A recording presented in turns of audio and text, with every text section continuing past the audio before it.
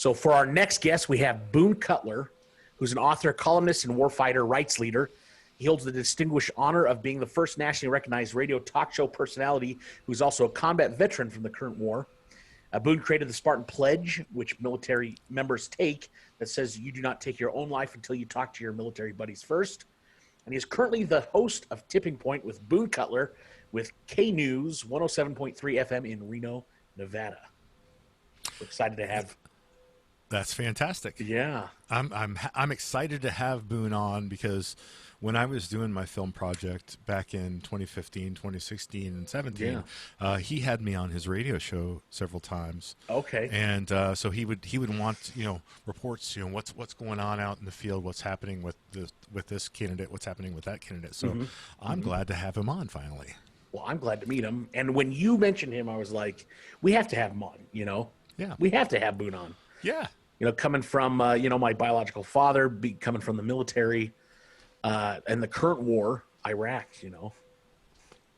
What you got there? I forgot my hat. Ah! Seriously, Boone will not recognize me without my hat. Is that the same hat that you wore when you were doing? Yeah, it is. Well, I have like 6 of them. Okay. This one's actually a brand new one. Nice. But yeah, so I have a closet full. But this is what the Superman with this. This is what I wear, and so that's. I don't think Trump would recognize me without this hat either. Really? Honestly. Yeah, really. Probably wouldn't. Awesome. I know Tana didn't. Tana was like the night when I showed up at that thing. She was like, "Oh, you don't have any hair. I didn't recognize you. You don't." Because I shaved my head and I didn't wear a hat. Yeah. Yeah. Oh, dang. She didn't recognize me. So how did that go, by the way? Was it? You said a small turnout. What would you say? 50, 60. Okay. They were expecting 200, so it was. But it was 95 degrees. Yeah. So it was 95 degrees. It was really hot. Can you still see me? Adjust my camera. Yeah. Oh, what's it? Metallica. I got this for Christmas for my kids. Did you really? Yeah. Are you a big Metallica fan? No. I just told them that I wanted a rock and roll T-shirt. Oh, that's hilarious! So they got you Metallica. So they got me Metallica. Yeah. I mean, I can recognize a couple of their songs, but yeah, would I go to a concert if somebody gave me tickets? Yeah, I probably would. Oh yeah, but would I buy them? No, not same. Really. Hey, and there are some good songs. They have some good songs, but yeah, they do. And I was surprised that in a lot of their songs, if you dig real deep, they actually have a pretty decent message too. Do they really? They do, yeah. What's their? What is that? I've never known this. Well, it's not the horrible satanic message that a lot of church people think it is. It is actually much more positive and how should I say, leading people in the right direction rather than the wrong direction. Okay. I didn't know it until somebody actually pointed the lyrics out to me and said, "Hey, think about what they're saying here." Interesting.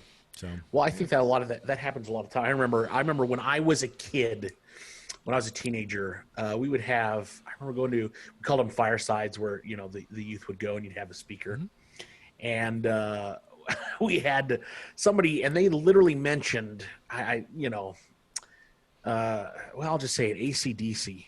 Yeah, yes. It's like a satanic, band. And they actually preach against Satanism in their songs. Yeah, I'm like, no, they're not. Yeah, they're not satanic. Because they had heard some, and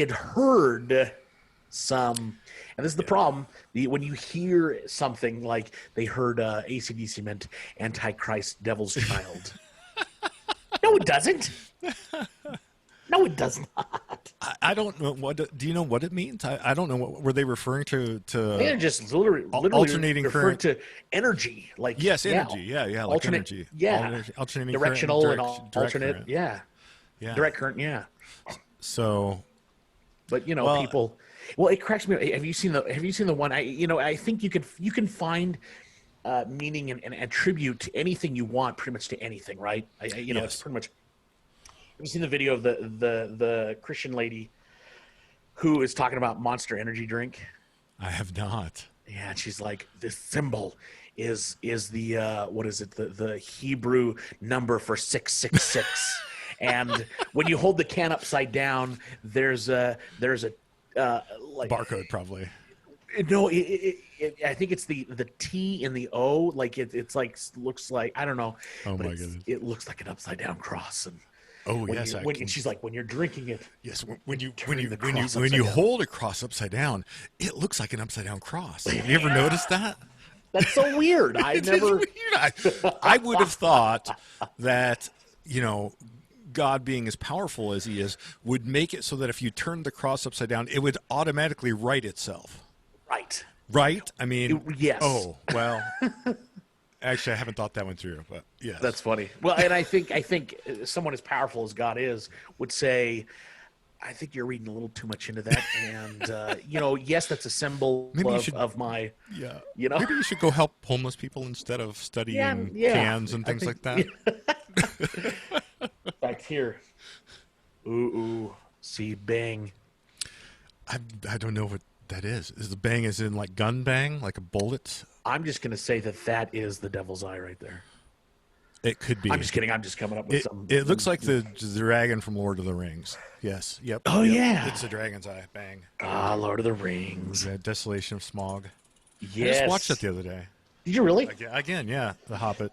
Yeah. Oh, that's awesome. Great series. It's one of my favorite books of all time. And I actually love The Hobbit more than I love Lord of the Rings too, but I love The Hobbit. And I can't remember what I was going to say about it, but I play, at Evermore Park a dwarf, and everyone always thinks we're hobbits, but we're dwarfs. Dwarfs shoot arrows. I mean, that's yeah. That's And but this is cool. Or no, those are elves. I'm sorry, I got it mixed up. Elves shoot dwarves. Yes, Elves shoot dwarves. Yeah. Elf shoot they might. arrows. Dwarves usually have axes. That's correct. Yep. In fact, I've got some patrons that would like, this is a cool little, got a little dwarf on the front there, and then that's neat.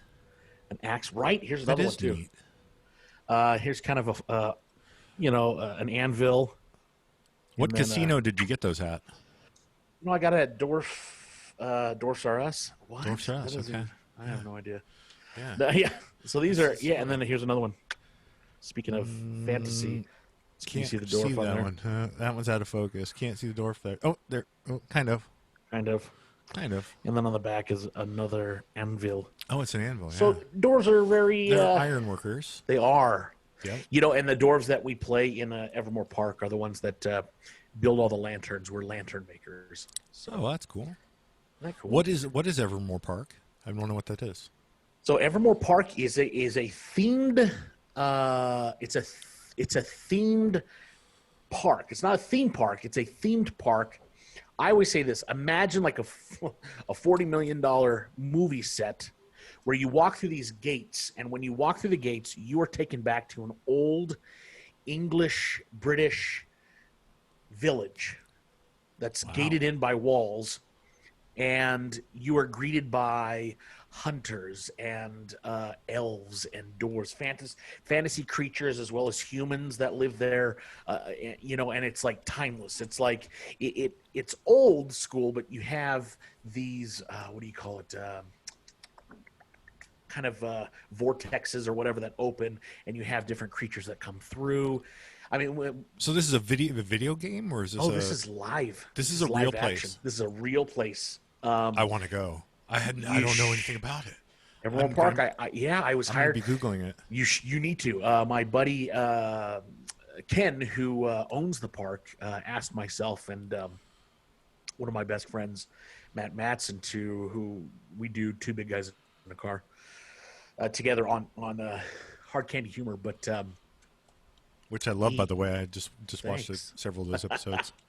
We just shot our last one. The last one. Not our last the drive-through, yeah. Yeah. Drive-through's funny. Oh man. But so this is so Ken asked us to come on, so I produced there, helped create kind of the whole, with our team of producers, create what the look and everything would be as far as the acting and everything. It's kind of it's evolved from where where it was when I first was there. But my gosh, So I'm just looking at the website, and it's actually evermore.com in case the listeners want to go there and check it out. But it looks amazing. There's axe throwing, which is now a big thing in malls and things. There's axe throwing in malls, but that just brand new. But shoot arrows there. I mean, this is food. Everything is themed in this thing. Even the food and beverages. It is. I kid you not. Some of the best food I've ever had. Not just in a park, but some of the best food period that I've ever had. It's awesome. Interesting. And there's a restaurant there that's going to be opening here very soon. It's you had me at good food. You had me at best food. That's what got me involved. That's it. You had me there. I have to go now. Of course. But it does look really, really cool. It's awesome. You should look it up on YouTube. BuzzFeed. Was it BuzzFeed? Yeah, it is. I see it. They did a huge video on it. You'll see a dwarf that looks oddly like myself in there. Okay. Yeah. That's cool. All right. I think, I'm glad to finally be able to have a show to have you on, since you, so gladly invited me on yours those times. Oh. That was. It's my pleasure, man. Yeah, you did good. I mean, you're a good guest. Well, thank you. I appreciate that. Now, I expect you to match up to my level of guest skill. Really? You got to my expectations. Okay. I can do that. So the only thing, we're not an explicit podcast. When you start a podcast, you got to say whether you're explicit or not. So we went for the PG stuff so we could get kids in and stuff like that. So okay, I will watch my language. Yep. I figure worst case scenario is I edit a little bit. Not a huge deal. We're not live. We're not live. We just record this and then we put it out tonight. So good deal. So welcome. It's great to have you. It's my pleasure to be here. Yeah, meet Christian. Christian's my podcast partner. Hey, Boone. How you doing, Christian? I'm good. How are you? Doing good, man. Been better, but I've been worse, so I don't complain too much. I hear you. There you go. All right. Good to hear. So we did our research on what you're doing lately, and I don't know how up to date the internet is, but start off by just letting you tell us what you've been up to and what you'd like to talk about. Well, it's been interesting over the last couple of years. I've had some pretty significant health issues that occur. It's trying to get past this COVID thing, but about stem cells, about different things that the warfighter community can really wrap their head around to bring true healing to the environment, because that's what we need. Sure, absolutely. Yeah. So I know you've been doing a lot with cannabis, a lot with is it CBD oil and things like that. What have been your findings? Yeah. Your findings as far as those things, from what I understand, have been a great help. Well, I'll tell you, before cannabis, okay, in my world, and my world is not so unlike a lot of other combat veterans who've been through similar things, serving in Iraq, Afghanistan, Africa. It's not unlike the same situation, which is we come home, we have these injuries, and what I've really seen is the over medication of combat veterans for things like traumatic brain injury, for brain damage. You can't take psych meds and think it's going to cure brain damage. Mm-hmm. So then, you're breaking up a little bit. That's been a big chronic pain. Is it pain? Oh, can you hear me now? Yep. Hello? Yep, we got you. Okay. The things that they're using for chronic pain, the opioids aren't as big of a deal as they were, but there were a lot of us that were hurt very, very badly from opioids and things like that. Myself alone, the kidney damage from the morphine and the different opiates I was taking, that ultimately affected a heart condition that I had. So all these things that kind of work together, and it really leads to our demise in our community. So we've got to talk about things that are that have cannabinoids, using hormone replacement, using work, and don't Are you there? Yep. Yeah. Yep. We're here. But you were breaking up just a little bit, Boone. But I think I caught what you're saying. About the opioids and all those things. My dad was injured in Iraq in 2005.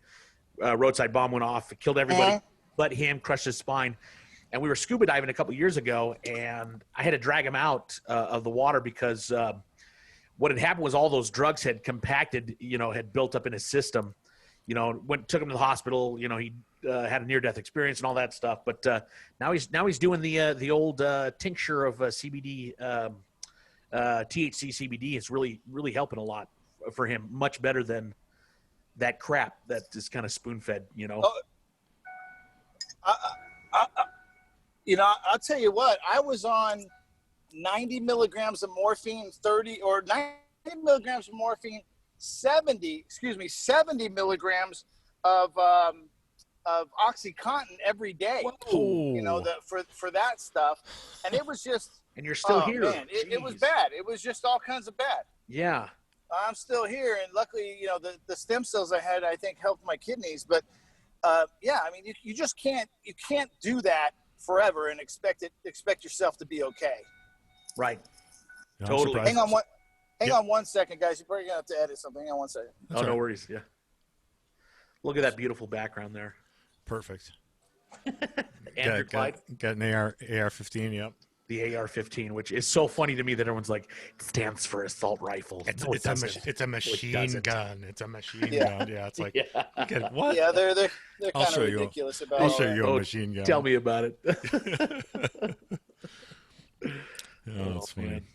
Yeah, so we've got other options out there. It was, for me, I did 17 days in a lockdown unit coming off the drugs. When I got off the drugs, then it was like, okay, what am I going to do? Some young person said, why don't you smoke weed? And I was like, I'm not that kind of guy. I don't smoke weed, Yeah. But then after, a little bit of, really just kind of being smart about things to myself, like, I've tried everything medical science has to offer. I've tried every single thing. I've done every modality. I've done every drug. I've done everything they've asked me to do for years. I haven't tried cannabis. Okay, well, if I haven't tried it, I've done everything else. Let's try that. And I'll tell you what I came away with. I wish I would have done cannabis first. Because things would have been different for me. Totally different for me. Oh, I'm sure. And I actually want to talk a little bit more about this because it's interesting for me. I belong to the Church of Jesus Christ of Latter-day Saints, which is like no drugs, no alcohol, no coffee, and all that.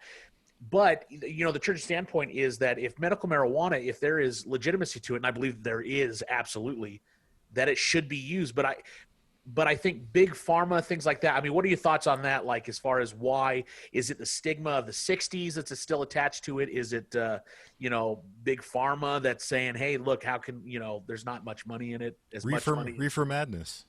There's just been a lot of bad training, right? And good people are still trying to do good things. And there was a good, bad, dichotomy that was thrown on cannabis. Like, this is bad. People who do this are bad. Right. They're comparing it to heroin and cocaine and LSD and all these other things. And cannabis is not that at all. Cannabis is pretty much coffee in reverse.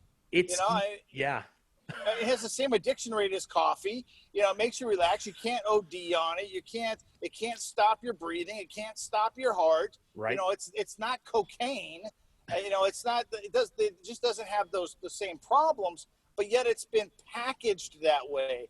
And God bless our Christians in our country doing a lot of great things. But really, the religious right has just been misled.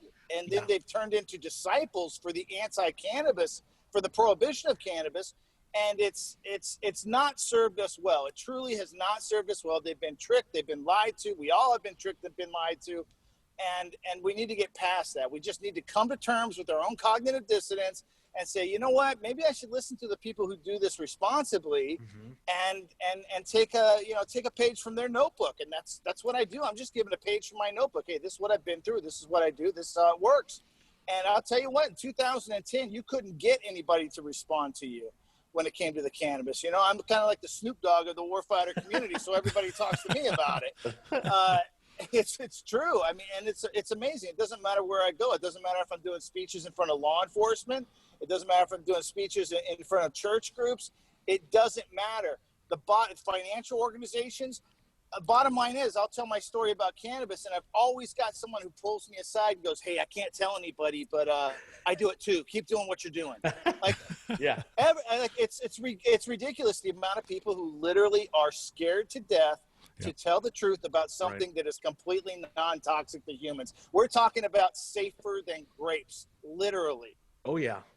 Well, and Safer than grapes. Wow. And what an alternative to alcohol, for example. You know, you have a lot of vets that come home and turn to alcohol as well. You know, and yeah. I mean, marijuana. You like you said, you can't OD on it. It's not addictive like alcohol or any. You know, and that's legal. No, it has Alcohol's the addiction legal. rate of coffee. Right. If you tell me marijuana should be illegal, well, then you know what? People need to start lining up and making coffee illegal too, because we're talking about this. We're talking about something that affects the human body to the same degree, in a different way, but to the same degree. It's the same receptors, if I'm right. It's the same receptors in the brain that react to the cannabis, the same as coffee, correct? I don't know the answer to that question. I couldn't tell you honestly. Okay, all right. I think it is. I think that's what I was reading about it. Interesting. And stem cells, you know, I mean, I had to go to Panama to get stem cell therapy for my heart, which was secondary to a service-connected condition anyway, which would have killed me. I mean, I would have been dead last April if I hadn't done anything. And now my heart's better. I'm doing great things, and I'm looking forward to getting the message out. You know, I had a lot of gigs scheduled this year to go on the road and start talking about stem cells. Unfortunately, the COVID hoax got in the way, and I wasn't able to do that because things got canceled. But you know, stem cells. I had to go down to Panama to get stem cell therapy for my heart. There's no reason why we shouldn't be doing that in the United States. I was going to ask you that. Why can't we do that in the United States? We're not talking about, you know, killing premature babies. Mm-hmm. We're talking about taking stem cells from an umbilical cord that's already been used. It's going to go in the trash. Nobody's going to do anything with it. Sure. Why not use that one umbilical cord to harvest the stem cells and treat people for conditions, whether it's heart conditions, whether it's age-related illnesses, immunodeficiency. I mean, there's so many things we could do with that umbilical cord. And there's 1.2 million births on this planet every week. And you know what we do with the umbilical cord? We throw it in the freaking trash. Yeah. And to me, I think that's a travesty. I think it needs to stop. We got to get the word out there, and we got to get the FDA under control, because, you know, they're not working for us. They're working for the people that sell drugs. Yeah, they're working for the pharmaceutical companies. Yep. Exactly. And with stem cell therapy, guess what? You don't need the drugs. You can actually be cured.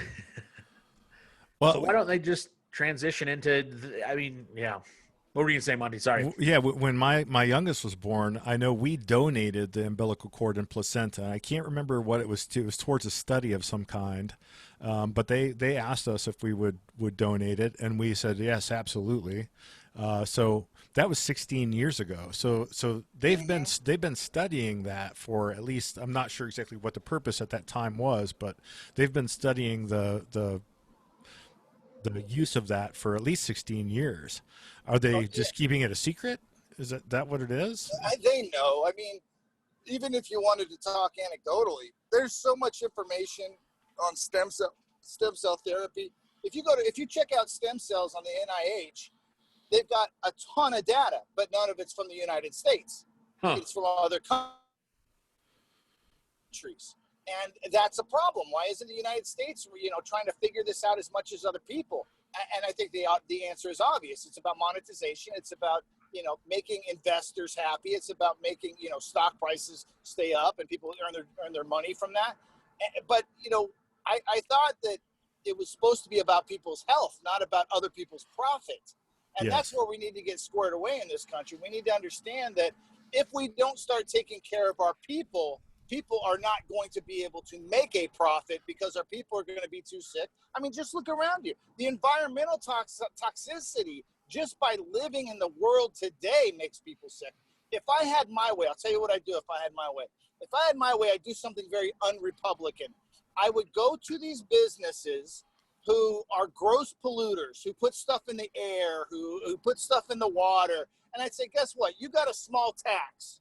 I'd also tax the people because we like to drive cars, but it puts lead in the air. We know this. It puts lead in the air. but we like to drive our cars, so we should be responsible too. I put a small tax on everybody, and then here's what I do.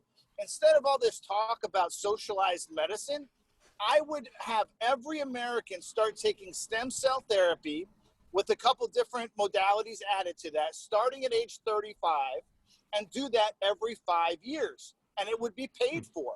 If we did that alone, we would stop heart disease. We would stop age-related illnesses. We would stop so many things that people wouldn't even want socialized medicine at that point, because it would be a waste of time. It would be a waste of money.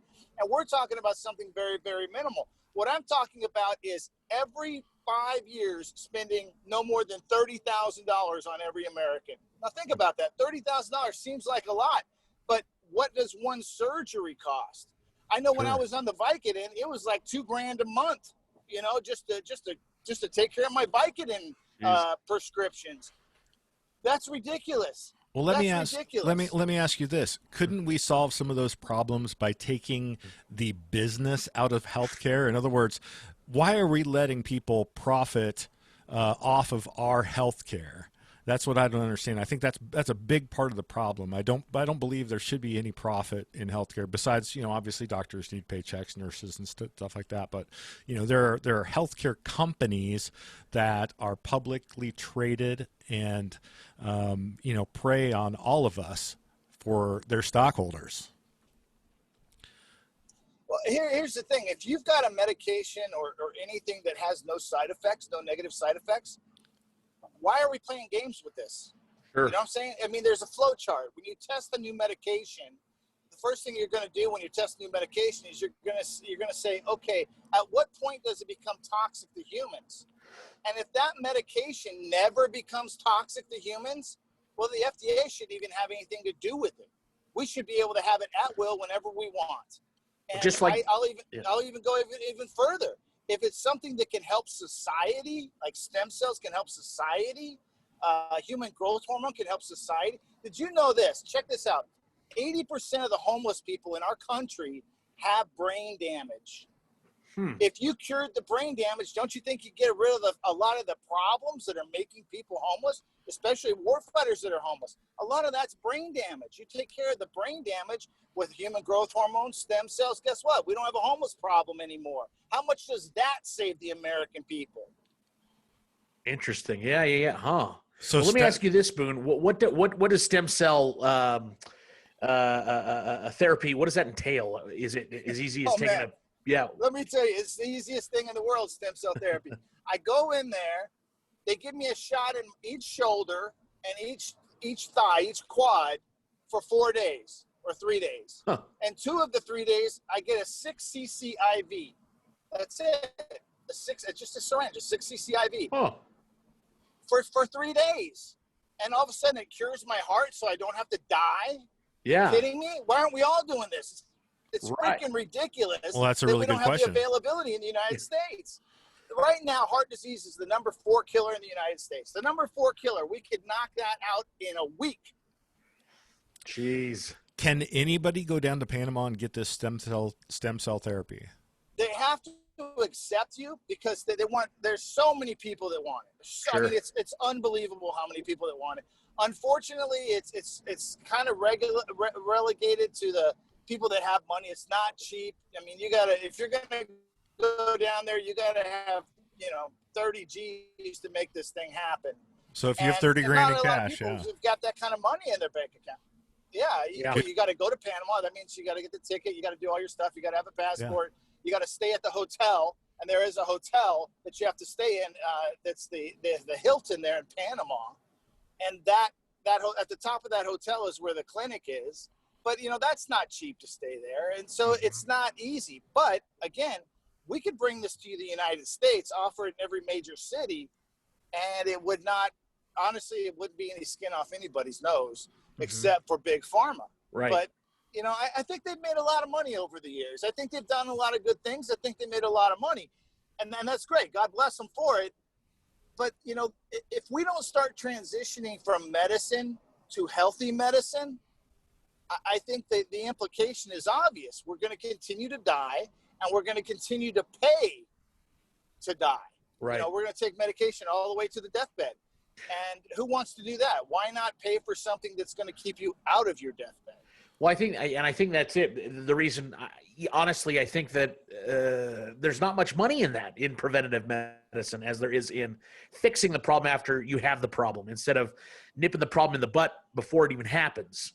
You know, you're right. There's not a lot of money in getting better. Not, at least not for investors, not for pharma.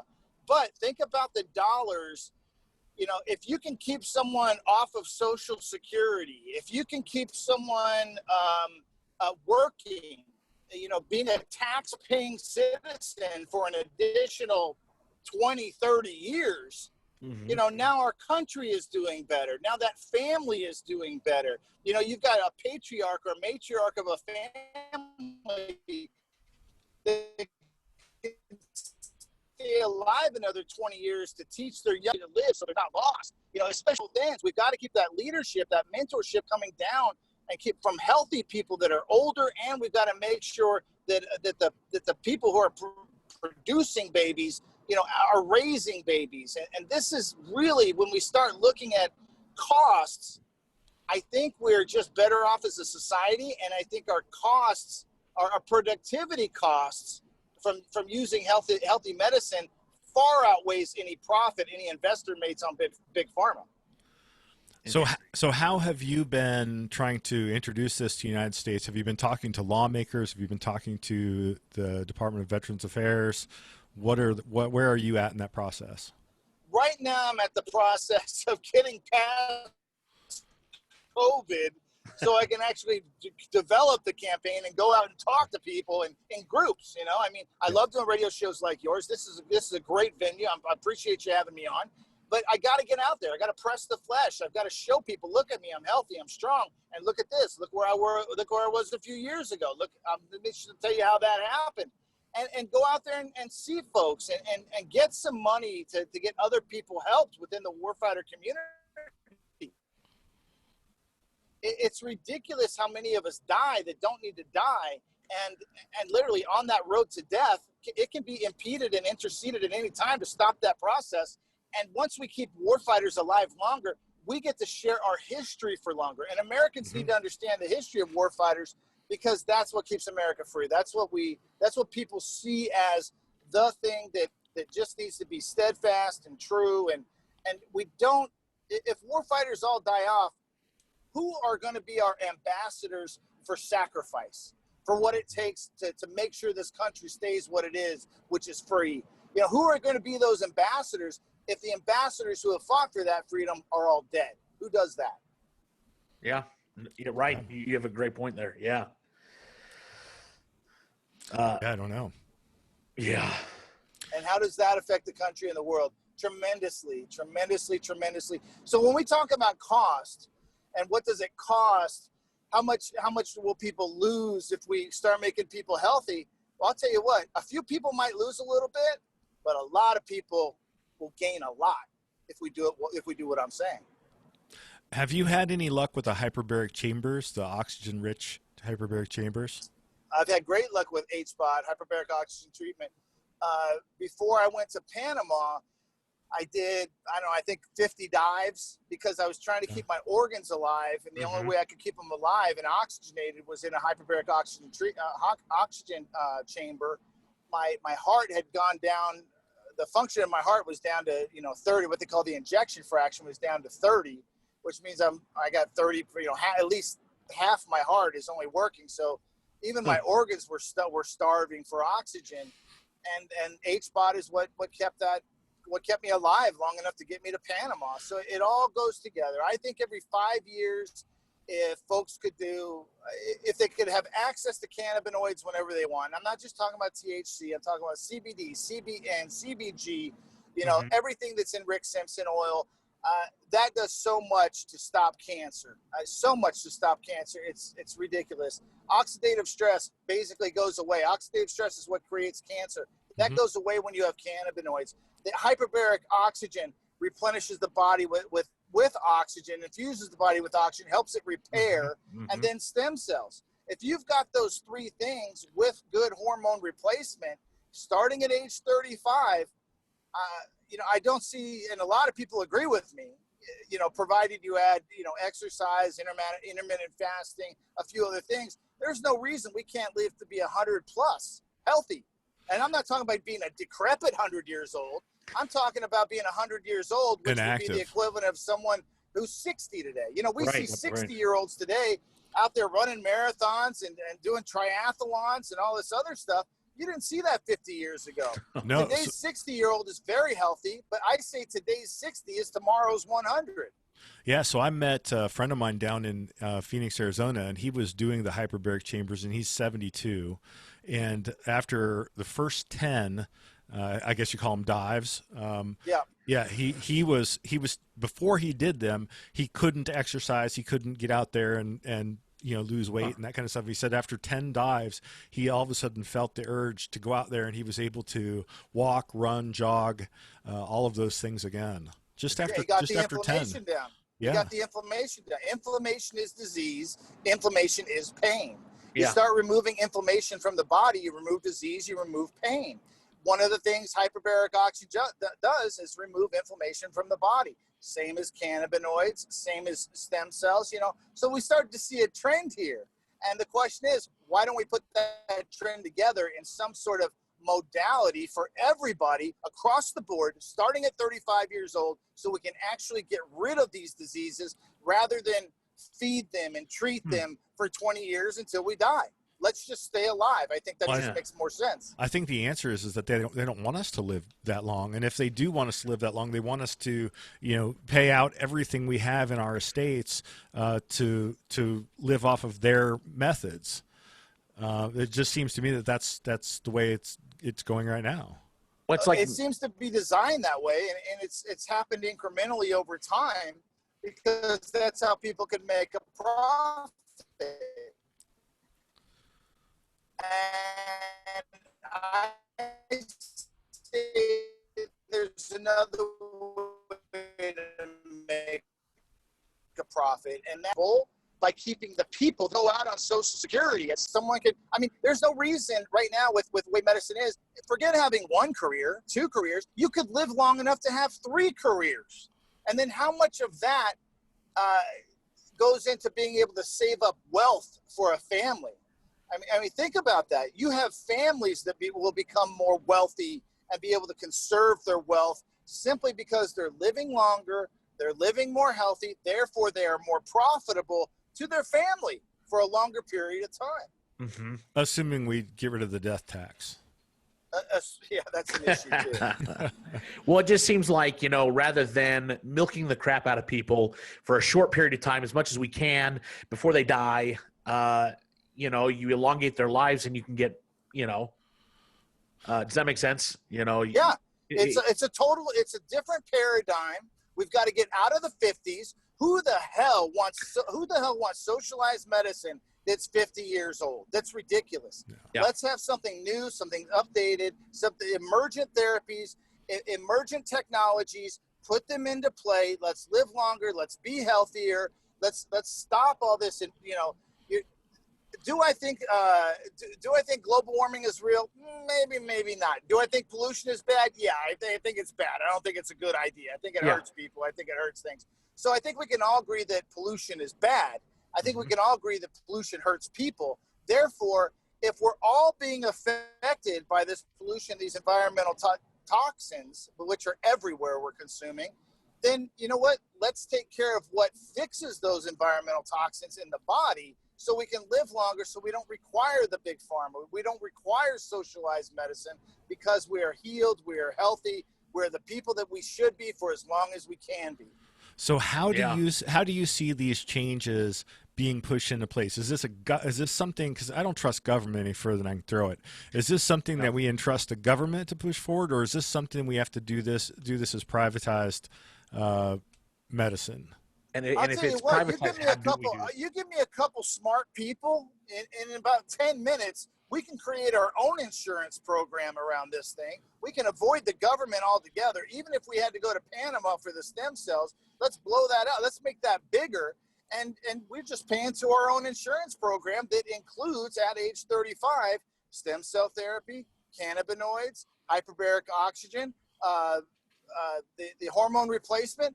Once we've got that into place, I don't know about you, but I'd give up a couple $100 a month to make sure I could have all those things available every 5 years for my life to make me live another 40 years. I'm on board. Let's who can set this up? I'll start the automatic withdrawals right now. Right, you'll start paying right now. Yeah. Think about it. How much are we paying already for insurance? Exactly. How much are we paying already for what's not covered under insurance? Things like that. A couple $100 a month. Absolutely. Let me tell you, if we were doing it the way I'm talking about, here's what would happen. You'd need insurance to mend a bone. You need insurance, to help you out when you got, major medical chest colds, maybe major medical's gone if you're talking about health, because major medical and everything else. But emergency stuff. Sure. Emergency stuff, right? You need emergency care. You'd need, traumatic, anything for trauma, things like that. Totally applicable, still applicable, because people fall off of things and break things all the time.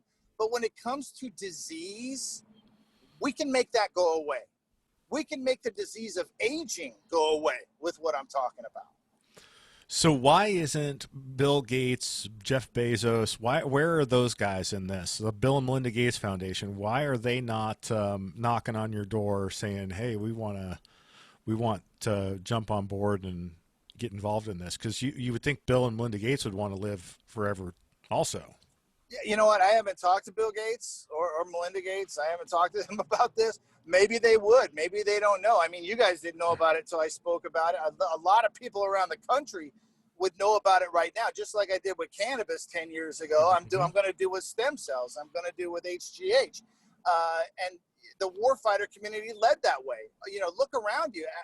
Look how much legalization of cannabis took place before 2010 and then after 2010. It's night and day.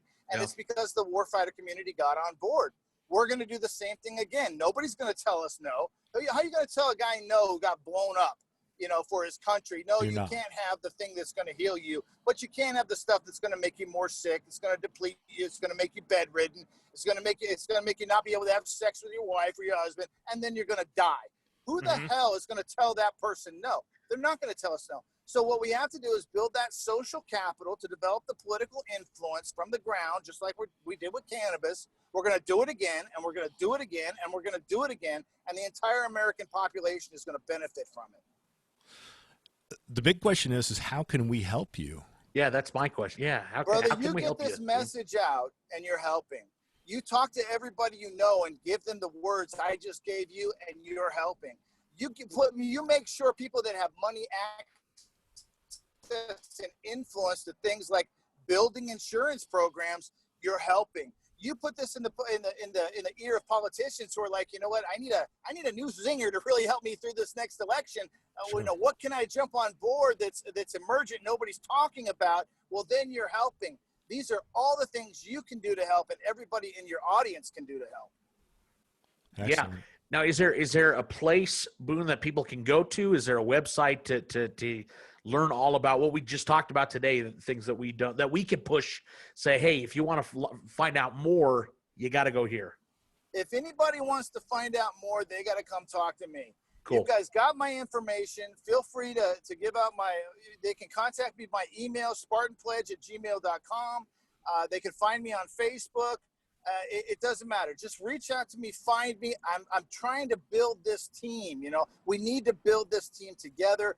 I don't know where help is going to come from. I just know that when you know good things and you put it out there, good things come back to you. So I'm putting it out there, waiting for things to come back to me, and then let's slam this thing. Let's put it together. Again, it would be a different landscape right now if we weren't having to deal with the COVID thing this year. It set me back a whole year.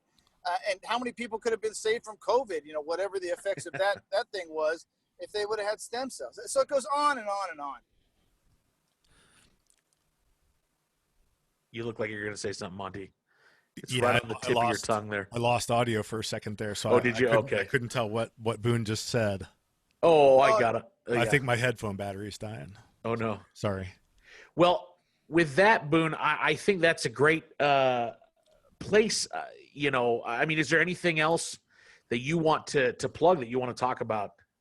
Brother, this is my mission in life. It's always about health. It's about keeping people alive. It's about keeping fathers in families instead of letting their families watch them suffer and die. Mothers the same way. Yeah. You know, we can do so much more. What our country lacks more than anything right now is wisdom. And the people that have the wisdom need to stay alive a little bit longer so they can pass that on to generations coming behind them. We don't need to suffer. I've seen it. I know what the worst pain is now. The worst pain in the world is watching your family watch you suffer and you can't do a damn thing about it. I lived that. It was horrible. You know, I've done the war thing. I've done the hospital thing for a couple of years. Walter Reed. I did the neglect scandal. I've done it. I've done it. I've been through it. I've seen it. What I've seen is the worst thing is when you can't help your family because it's you this time. Let me tell you a quick story. When that was happening to me, I had a 60-70% chance of dying every night I went to sleep.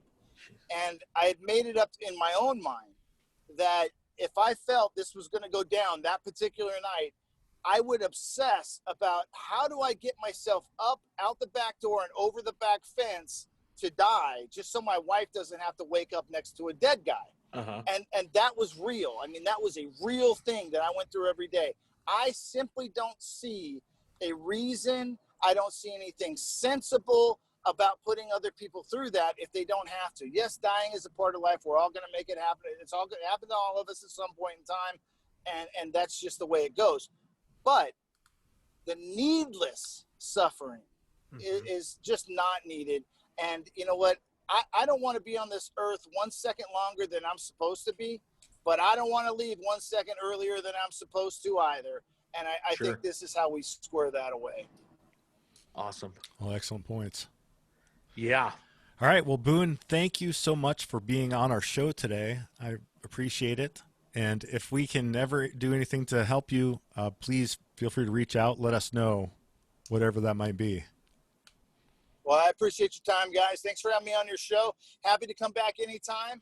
And let's just keep rocking it, man. You know, we got a lot of work to do, and life is not for the lazy. So let's keep moving. Sounds Awesome. great. Thanks, Amen. Boone. Thanks, Boone. All right, guys. Take care now. You too. Okay. See you, brother. Bye. Out here.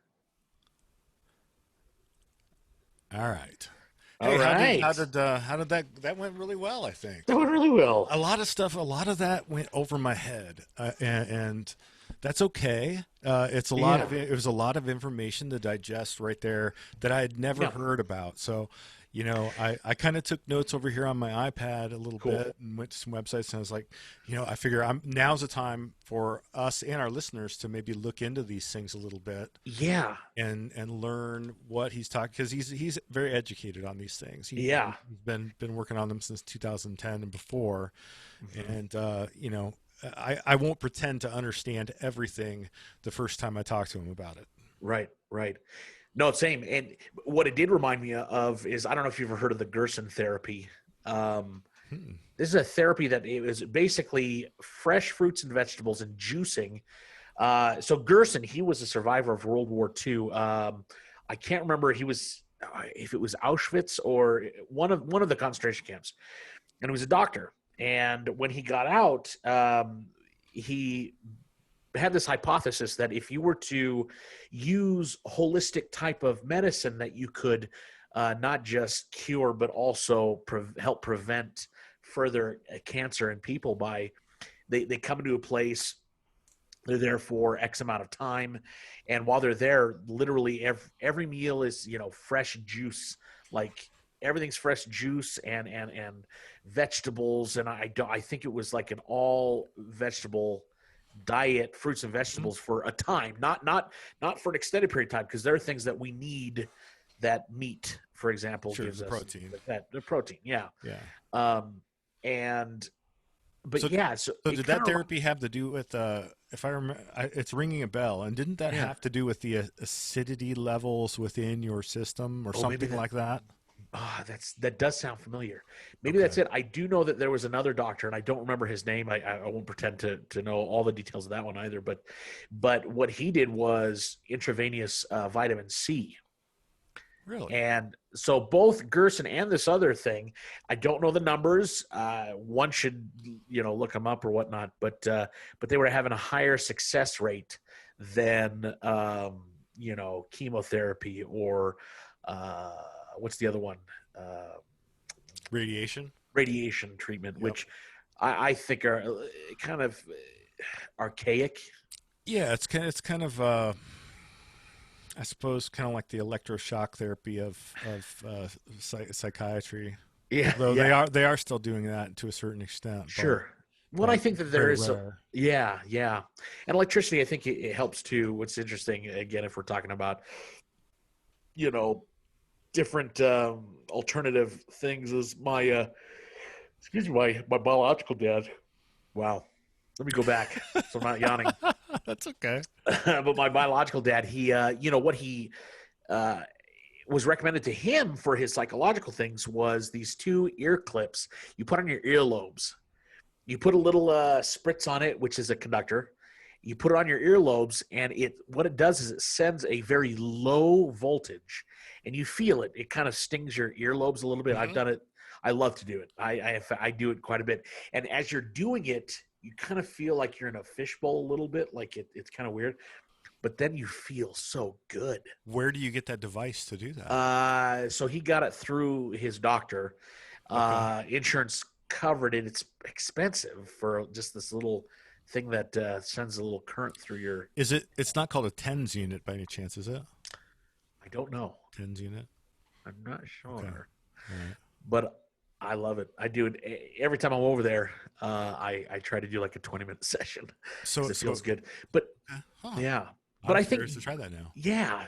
But here's the thing. I think because we're all energy and things. I think that we're all electrical or pulses and Sure. and everything. And I think it does help. I think it does help. But I think the most important thing, and I think what Boone was, talking about, and that I couldn't agree with more, and I have for at least 10 years, have been kind of sickened by the current situation of, big pharmaceutical companies who are charging an arm and a leg. I mean, you talk about insulin itself. I have a Oh, friend of mine who she has to choose between rent and insulin at times. Finally, wow. her insurance covered it. She was able to get it covered. But before that, she literally would have to choose between rent and insulin. Live or die. Live homeless or die in a house. And she always was able to find help and make ends meet. So she But it never was had probably, to. but it was probably a monthly struggle Absolutely. to do that, and that living in that kind of a negative situation Right. can't help anything. Right. And I mean, it is anecdotal in the sense that it's her, but you can't stop and think, well, she's only one case, like that. You have to stop and think that, even though I don't know of any empirical data or anything like that, but how many people that's exactly the same situation that they're in, when essentially big pharmaceutical and the really our health system right now has people over their knee. They And do. I mean, for people with pre-existing conditions like myself, I can't buy insurance on the free open market because right. just a major medical plan for me is like $2,700 a month, Jeez. and that's just major medical. That's Right. not regular doctor's appointments or prescriptions or anything like that. So, Right. they force you, because it's so expensive. They force you to go on what they call Obamacare. It's not really Obamacare anymore, but it's socialized medicine. Yeah. They force you to do that, and then you feel guilty because you're taking government's money, which isn't really government's money; it's everybody else's money. But the reality is, it's either that or, like your friend, I have to choose between having a home or having my medicine and treatments. And with kids, what do you do? Right. You really have no choice. You really have no So, choice. And it's and, so and many, I think they've engineered it that way. I think they've done that on purpose so that people are more reliant on government. I have to agree with you. I'm not some big conspiracy theorist or anything like that, but you look at like the Great Society Act and things like that, that I honestly, things that have really taken us as human beings, as Americans, I'll say, and really married us to the governmental system, where the government does have so much more control, and this flip flop where the government should be, and was in the beginning. It was there to service the people. It was about the people. It was for the people. And now I think that we have flip-flopped that to where, when you have people who are afraid of their government, it should be the other way around, right? The government should be afraid of the people. Yeah. And you don't really have that right now. You have this government that we're afraid of. We're afraid of the government. And it's a very unhealthy place as a civilization to be. It is. Yeah. Well, let's wrap it up with that. I love it. It's a very unhappy situation. Well, we are, I think, yes, there are some negative things about this country, but I think that we do live in the greatest country on God's planet Earth. And I couldn't agree more. We aren't going to have everything perfectly provided for us. Right. So that's just a reality. Well, yeah. Oh, do you have more? Sorry. No, go ahead. Well, I was going to say that just this last thing is, this is the one thing that, we hear a lot of today, that, how terrible America is and how terrible it has been from the beginning, or this or that. And you look at it and you think, well, first two things, you can never judge with the hindsight that you have. They didn't have the foresight that we have. Yep. But also think of the incredibly wonderful things that America has done, with taking, eliminating slavery within a very short period of time, in the grand scheme of everything. But change takes time. I think that's the whole point that I'm trying to make, is I'm rambling here, but change takes time. When I was serving a mission for the Church of Jesus Christ of Latter-day Saints, and I served in, Salt Lake City, which I mentioned before, my mission president, who was a convert to the church, but he was high up in the IBM company before he was the mission president. And one of the things he talked about was change, and how big change takes a long time. He would talk about an oil tanker. He's like, and he would talk like Foghorn Leghorn, if you remember. Yes. I'll say, he was high up in the Baptist church before he joined the church. But he talked about how long it takes an oil tanker to turn around. It takes a long time in a very wide berth. Oh, very many miles, yeah. Very many miles. He says that's big change takes time, and if you look at it, we live in a now society. I can go to the drive-through, which I just did today because I'm moving and I have no time, so I went to the drive-through of a fast food restaurant, and it took a little bit longer than it normally does. Maybe took 8 minutes instead of like 4 minutes or whatever it was. And sure. I'm sitting here going, "What the freak, man? Come on!" Where's my burgers? But we live in a now. Yeah, where's my burgers, man? We live in a now society. Everything is here now, and so we expect. Well, that's how it should have been in the past, with big changes. But that's not the case. With big change takes time. Well, and the founding fathers designed our government to do it slowly as well. There's a reason why they did that, because good change does take a long time, right? And you don't want to jump at the will of the mob, so to speak, which we seem to be doing today. Not more and more, yes. More and more. That knee-jerk reaction of, I don't have all the information, but I'm going to go with Yeah, that I hear. I didn't read the bill, but it sounded good because somebody else said it sounded good, and now I'm going to go ahead and sign it as law. Yeah. Because Bob said it sounded really good. Bob said it was good. Yeah, Bob said it was good. It must be great. I'll sign it. Gosh. Now we'll send it to Trump, and if it was on the news and it was huge on the news, then Trump will sign it. Huge, exactly. Well, change takes time, and hopefully, with what Boone was talking about, we'll see some great health things, and we'll be able to, you and I will do what we can, and hopefully those who are listening. We got to do a podcast from inside one of those oxygen chambers. That's what we got to do. Oh my gosh. Make it really echoey. Yeah. Although that's just how I envision them. I don't know if they're really echoey. I have no idea. I've never been in one, but I've been in one, and it was kind of echoey, but it was a one-person one. I know they make ones that you can have multiple people in. Oh, dang. Kind of like a spa. You just kind of sit there and get, they put the whole environment under pressure and raise the oxygen level. And I've seen people do it. I've just never been in. I want to do it. Maybe that's our next sponsor is somebody that does that. I wouldn't mind doing it. Yeah, I'd love to try it. Yeah. I want to try the electricity on the ears thing. I want to try It's that. awesome. It's awesome. I'm I'm gonna Google try to that right find now. a set that I can get for myself because it's pretty cool. Just don't, whatever you do, don't use regular household electricity. Don't just cut a cord and put one in on that ear and that ear, because that will make you in a Frankenstein. That's true. And don't put them on your nipples. That would be bad as well. Have you tried that? No. I don't know why that came to mind for you.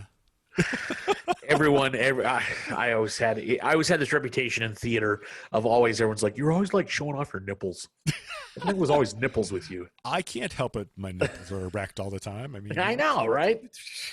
Like one is always erect, but one's an innie. This is kind of weird to talk about, but this is really weird. Yeah, I'm a little freaked out now. So, all right, well, Monty, we're gonna wrap it up on nipples and nipples. Yeah, and we have a great guest coming Friday. Should we tell her name? Let's do it. Yeah. Okay, her name is Abingdon. And I won't tell you. Well, should we tell? She's a pilot, and she's an adventure junkie. We know a few of those adventure junkies. Yes, we do. She's one of those people. So she's going to be on the show Friday. She's a yay women. Which is awesome. Yeah, which is absolutely like get awesome. up there and do things, women. You can, because you are awesome. Yeah, she's like a real. I'm not talking like just a regular pilot that lands on grass strips, those little airplanes. I'm talking she can fly like 747s and stuff like that across the ocean. Yeah. What is she going to be flying here? A jumbo jet of some sort. Yeah, She couldn't come on Thursday, which is our normal day, but because she was going to be ferrying a jumbo jet across the ocean, which is awesome. I want to go for one of those rides. I want to like jump onto those. Dude, we should talk to her. Can you imagine having the whole first class to ourselves or something? That would be freaking awesome. I want to go back to Europe. Let's talk to her about going to Europe. She goes there all the time. That's where she's from. She's from the UK. Let's do it. I love the UK. I was actually filming a TV pilot a year and a half ago, and I loved it. I fell in love with the UK. I want to go there so bad. All my family's from the UK. Really? Yes. I can't fake that accent. Ireland, Wales, and England. All right. Well, that sounds good. We're gonna hit her up for that. We just want to ride along, just be passengers. So. Let's do it. We'll say we'll film it or something. We'll make we'll come up with an excuse. I love it. I love it.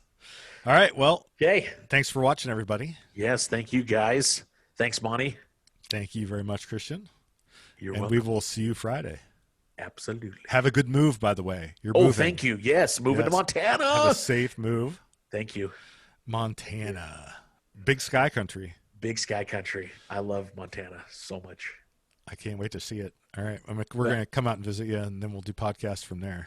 Seriously, please come out and visit. I've got a place for you guys to stay. So perfect. We'll do that. All right. We'll talk to you soon. All Bye, right. everybody. See you, Monty. Bye, guys.